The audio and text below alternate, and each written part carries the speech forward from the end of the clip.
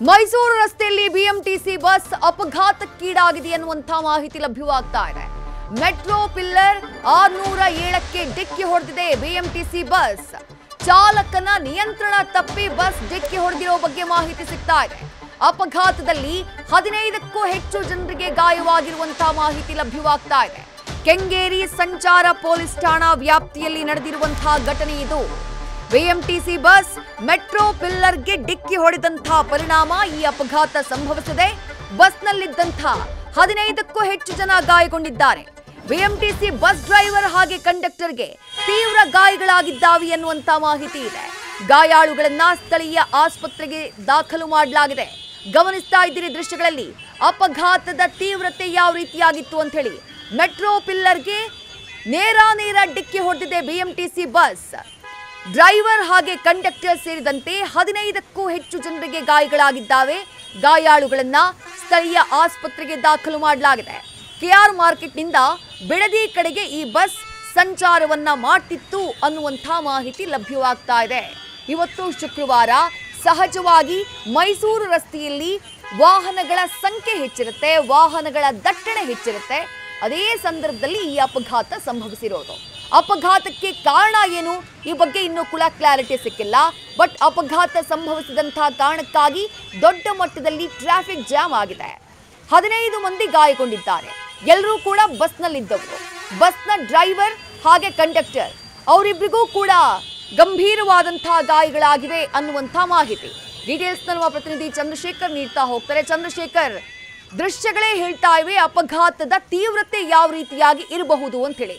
15 ಜನ ಗಾಯಗೊಂಡಿರೋದು, ಯಾರ್ದಾದ್ರೂ ಕಂಡೀಷನ್ ತೀರಾ ಕ್ರಿಟಿಕಲ್ ಅನ್ನೋ ರೀತಿ ಇದೆಯಾ?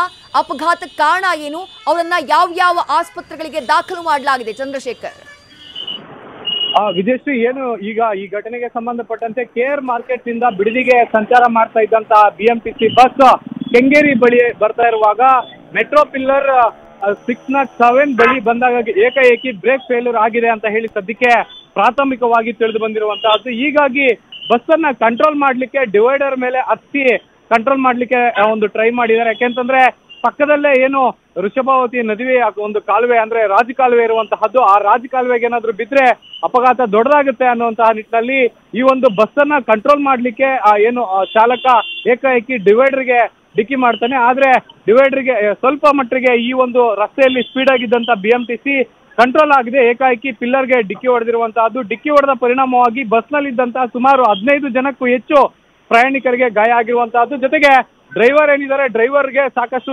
ತೀವ್ರವಾಗಿ ಗಾಯ ಆಗಿರುವಂತದ್ದು. ಮತ್ತೆ ಮುಂಭಾಗದಲ್ಲೇ ಕುಳಿತಿದ್ದಂತ ಕಂಡಕ್ಟರ್ಗೂ ಕೂಡ ತೀವ್ರವಾಗಿ ಗಾಯಗೊಂಡಿರುವಂತಹದ್ದು. ಸದ್ಯಕ್ಕೆ ಉಳಿದ ಪ್ರಯಾಣಿಕರಿಗೆ ಅಷ್ಟು ತೀವ್ರವಾಗಿ ಆಗಿಲ್ಲ. ಹೀಗಾಗಿ ಅಷ್ಟು ಜನ ಗಾಯಾಳುಗಳನ್ನ ಸ್ಥಳೀಯ ಸರ್ಕಾರಿ ಆಸ್ಪತ್ರೆಗೆ ಸೇರಿಸಿ ಚಿಕಿತ್ಸೆಯನ್ನು ನೀಡ್ತಾ ಇರುವಂತಹದ್ದು. ವಿದ್ಯಾ, ಚಂದ್ರಶೇಖರ್, ಅಪಘಾತದ ದೃಶ್ಯ ನಿಜಕ್ಕೂ ಅದರ ಗಂಭೀರತೆ ಎಷ್ಟಿರಬಹುದು ಅನ್ನೋದ್ರ ಅಂದಾಜನ್ನ ಮಾಡೋ ಹಾಗೆ ಮಾಡ್ತಾ ಇದೆ. ಜೊತೆಗೆ ಈ ಅಪಘಾತ ನಡೆದಿರೋದು ಎಕ್ಸಾಕ್ಟ್ ಆಗಿ ಎಷ್ಟು ಗಂಟೆಗೆ? ಸದ್ಯ ಆ ರಸ್ತೆಯಲ್ಲಿ ಟ್ರಾಫಿಕ್ ಕ್ಲಿಯರ್ ಆಗಿದ್ಯಾ? ಏನ್ ಮಾಹಿತಿ ಸಿಗ್ತಾ ಇದೆ ಚಂದ್ರಶೇಖರ್? ಸದ್ಯ ವಿದ್ಯಾ, ನಾವು ಕೂಡ ಘಟನೆಯ ಸ್ಥಳದಲ್ಲಿ ಇರುವಂತಹದ್ದು. ಯಾಕೆಂತಂದ್ರೆ ಈ ಒಂದು ಘಟನಾ ಸ್ಥಳದಲ್ಲಿ ಏನು ಈ ಒಂದು ಘಟನೆ ನಡೆದು 8 ಗಂಟೆ ಸುಮಾರಿಗೆ ನಡೆದಿರುವಂತಹ ಹಿನ್ನೆಲೆಯಲ್ಲಿ ಈಗ ಸದ್ಯಕ್ಕೆ ಟ್ರಾಫಿಕ್ ಕಂಟ್ರೋಲ್ಗೆ ಬಂದಿದೆ. ಸಂಚಾರಿ ಪೊಲೀಸರು ತಕ್ಷಣವೇ ಎಚ್ಚೆತ್ತುಕೊಂಡು ಇಮಿಡಿಯೇಟ್ ಆಗಿ ಟ್ರಾಫಿಕ್ ಅನ್ನ ಕ್ಲಿಯರ್ ಮಾಡಿರುವಂತದ್ದು. ಯಾಕೆಂದ್ರೆ ವೀಕ್ ಡೇಸ್ ಅಲ್ಲಿ ಸಾಕಷ್ಟು ಒಂದು ಟ್ರಾಫಿಕ್ ಜಾಮ್ ಆಗುತ್ತೆ, ಅಥವಾ ಈ ಒಂದು ರಸ್ತೆ ಯಾವಾಗ್ಲೂ ಕೂಡ ಟ್ರಾಫಿಕ್ ಜಾಮ್ ಅಲ್ಲಿ ಇರುತ್ತೆ. ಹೀಗಾಗಿ ಮತ್ತಷ್ಟು ಟ್ರಾಫಿಕ್ ಜಾಮ್ ಆಗಬಾರ್ದು ಅನ್ನುವಂತ ಹಿನ್ನೆಲೆಯಲ್ಲಿ ಟ್ರಾಫಿಕ್ ಪೊಲೀಸರು ತಕ್ಷಣ ಎಚ್ಚೆತ್ತುಕೊಂಡು ಏನು ಬ್ಯಾರಿಕೇಡ್ ಗಳನ್ನ ಹಾಕಿ ಬಸ್ನ ಒಂದು ಪಕ್ಕದಲ್ಲೇ ಇರುವಂತಹ ರಸ್ತೆಯನ್ನ ಕ್ಲಿಯರ್ ಮಾಡಿಕೊಟ್ಟಿರುವಂತದ್ದು. ಹೀಗಾಗಿ ಎಲ್ಲ ಒಂದ್ ಕಡೆ ಕೊಂಚ ಮಟ್ಟಿಗೆ ಟ್ರಾಫಿಕ್ ಕಡಿಮೆ ಇದೆ ಅಂತಾನೆ ಹೇಳ್ಬೋದು. ವಿದ್ಯಾ, ಚಂದ್ರಶೇಖರ್, ಯಾರದ್ದಾದ್ರೂ ಕಂಡೀಷನ್ ಕ್ರಿಟಿಕಲ್ ಅನ್ನೋ ರೀತಿ ಏನಾದ್ರೂ ಇದೆಯಾ? ಆ ಬಗ್ಗೆ ಏನಾದ್ರೂ ಡೀಟೇಲ್ಸ್ ಸಿಗ್ತಾ ಇದೆಯಾ ಈ ಕ್ಷಣಕ್ಕೆ? ಸದ್ಯ ಈಗ ಏನು ಬಿಎಂಟಿಸಿ ಬಸ್ನ ಡ್ರೈವರ್ ಮುಂಭಾಗದಲ್ಲಿ ಈ ಒಂದು ಡಿಕ್ಕಿ ಆಗಿರುವುದಂತಹದ್ದು. ಹೀಗಾಗಿ ಎಲ್ಲ ಒಂದ್ ಕಡೆ ಅವರಿಗೆ ತೀವ್ರವಾಗಿ ಕಾಲಿಗೆ ಮತ್ತೆ ತಲೆಗೆ ಪೆಟ್ಟಾಗಿದೆ ಅಂತ ಹೇಳಿ ಏನು ಪೊಲೀಸರು ಒಂದು ಮಾಹಿತಿಯನ್ನು ನೀಡಿರುವಂತಹದ್ದು. ಆದ್ರೆ ಅವರು ಕೂಡ ಜೀವನ ಒಂದು ಕಳ್ಕೊಳ್ಳೋದಕ್ಕಿಂತ ಪರಿಸ್ಥಿತಿಯಲ್ಲಿ ಪಾರಾಗಿದ್ದಾರೆ ಅಂತ ಹೇಳಿ ಚಿಕಿತ್ಸೆಯನ್ನು ಕೊಡ್ತಾ ಇರುವಂತಹದ್ದು. ವಿದ್ಯಾ, ರೈಟ್, ಥ್ಯಾಂಕ್ ಯು ಚಂದ್ರಶೇಖರ್ ತಮ್ಮೆಲ್ಲ ಡೀಟೇಲ್ಸ್ಗೆ. ನ್ಯೂಸ್ ಫಸ್ಟ್, ನಿರ್ಭೀತಿಯಿಂದ ನಿಮ್ಮ ಪರವಾಗಿ.